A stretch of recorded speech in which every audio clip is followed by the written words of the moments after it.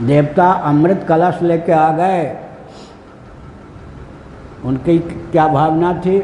परीक्षित को मौत का भय है ना, एक बूंद अमृत के इसके मुंह में डाल दूंगा, यह तो लाखों वर्ष की आयु से संपन्न हो जाएगा।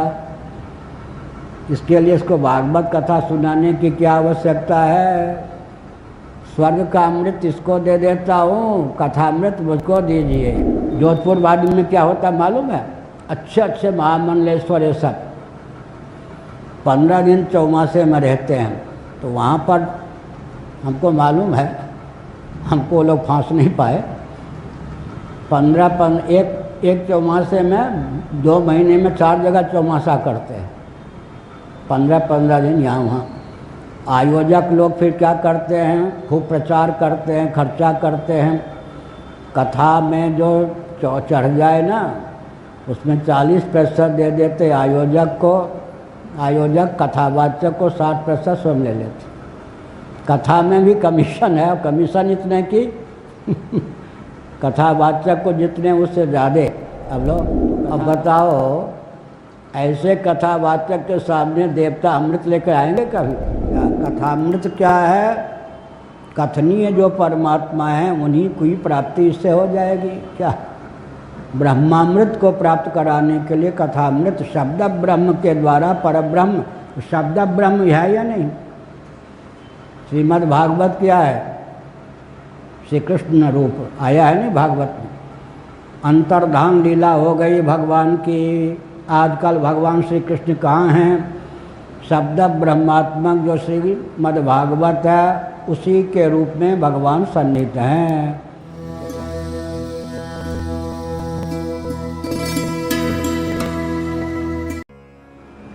लोके वितत्वात्मानं लोकं च आत्मनि संततं उभयं च मया व्याप्तं मयि चैवोभयं कृतं।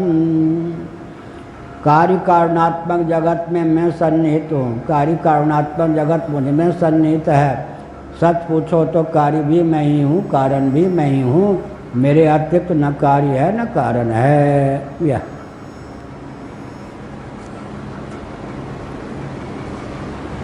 भागवत की कथा एक दिन हमने कहना चाहा, धारा कुछ और बदल गई। सुखदेव जी कथा सुनाने लग गए। उनके पिता पितामह प्रपितामह भी थे वहाँ, क्या सुखताल में गंगा जी के तट पर। देवता लोग आ गए अमृत कलश लेकर। आज अगर घटना घट जाए तो श्रोता परीक्षित की क्या दशा होगी, वक्ता सुखदेव जी की क्या दशा होगी। देखिए, देवता अमृत कलश लेके आ गए। उनकी क्या भावना थी? परीक्षित को मौत का भय है ना, एक बूंद अमृत के इसके मुंह में डाल दूंगा, यह तो लाखों वर्ष की आयु से संपन्न हो जाएगा। इसके लिए इसको भागवत कथा सुनाने की क्या आवश्यकता है? स्वर्ग का अमृत इसको दे देता हूँ, कथामृत मुझको दीजिए। सुखदेव जी ने कहा ये कोई बनिया है? बनिया यहाँ भी सौदा करने आ गया कथा में, होता या नहीं? पंडित जी आप कथा कह दीजिए, यजमानों को चेताऊँगा, कथा भागवत कथा में जो चढ़ जाए उसमें 40% आपके, 60% हमारे। जोधपुर वादी में क्या होता मालूम है? अच्छे अच्छे महामंडलेश्वर ये सब 15 दिन चौमासे में रहते हैं। तो वहाँ पर हमको मालूम है, हमको लोग फांस नहीं पाए। एक चौमासे में 2 महीने में 4 जगह चौमासा करते हैं। 15 दिन यहाँ वहाँ। आयोजक लोग फिर क्या करते हैं? खूब प्रचार करते हैं, खर्चा करते हैं। कथा में जो चढ़ जाए ना, उसमें 40% दे देते आयोजक को। आयोजक कथावाचक को 60% स्वयं ले लेते। कथा में भी कमीशन है, और कमीशन इतने की कथावाचक को जितने उससे ज़्यादा। अब लोग तो कथावाचक बड़े चतुर होते हैं, 1-2 बार उनके श्रोता परिचित हो जाते हैं। कहते हैं मंच पर कथा में कम चढ़ाना, चुपके सबको अधिक दे जाना। तो 40% तो आयोजकों का हो जाता है, लगभग 60% इनका हो जाता है। अब बताओ, ऐसे कथावाचक के सामने देवता अमृत लेकर आएंगे कभी? भगवान सुखदेव जी ने उनकी ओर देखा भी नहीं। कहाँ कांच और कहाँ मणि। देखिए, स्वर्ग के अमृत को वो कांच के समान है, कथा जो है मणि के समान है। ये तो सौदेबाजी करने आया है, अनधिकारी है, जाओ अमृत कलश लेकर जाओ। परीक्षित का हृदय भी डमाडोल नहीं हुआ, नहीं तो भग ही जाते, गुरुजी भागवत कथा तो फिर सुनेंगे, अमृत पी के अमर हो जाऊंगा। यहाँ तो केवल इतने दिन का जीवन है, वहाँ फिर न परीक्षित का हृदय क्या डोला, न कथावाचक सुखदेव जी का हृदय, नहीं तो दोनों झगड़ पड़ते, अमृत हमको दो, वो हमको दो ना। ये है, इसका मतलब क्या हुआ? कथामृत क्या? कथामृत क्या है? कथनीय जो परमात्मा है उन्हीं की प्राप्ति इससे हो जाएगी। क्या?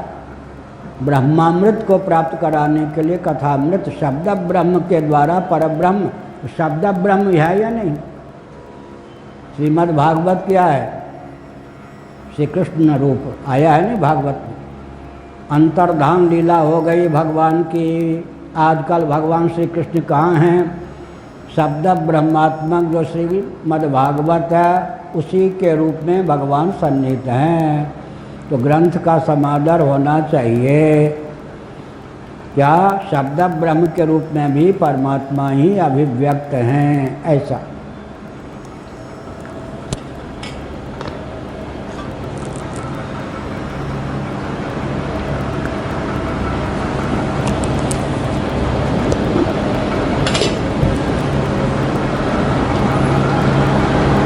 अब यथा सुसुप्त पुरुषो, अब सांख्य मत से विलक्षण हो गया या ना? ये वेदांत सम्मत सांख्य है, क्या विलक्षण हो गया? प्रधान प्रकृति या अव्यक्त भी मैं ही, और महत्त्व से लेकर पार्थिव प्रपंच तक भी मैं ही। कार्य का लय स्थान कारण होता है, कारण का भी लय स्थान मैं हूँ, मेरा लय स्थान कोई नहीं।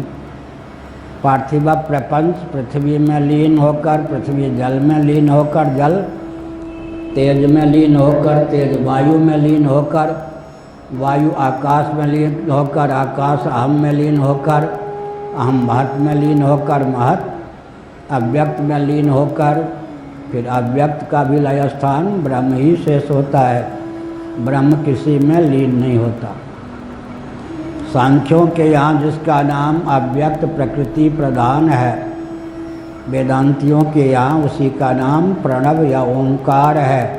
शीतोपनिषद, गोपाल उत्तर तापनी उपनिषद के अनुसार बोल रहा हूँ। हमारे यहाँ जगत की प्रकृति माने जगत का उपादान कौन है? प्रणव। प्रकृतिश्च प्रतिज्ञा दृष्टान्तानुपरोधात्, या जो ब्रह्मसूत्र कहा गया उसका अर्थ क्या हुआ?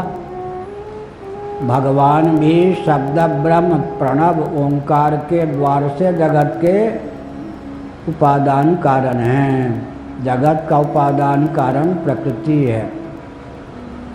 वो प्रकृति क्या है? प्रणव है। कहाँ लिखा? शीतोपनिषद। कहाँ लिखा है? गोपाल उत्तर तापनी उपनिषद, तापनीयोपनिषद।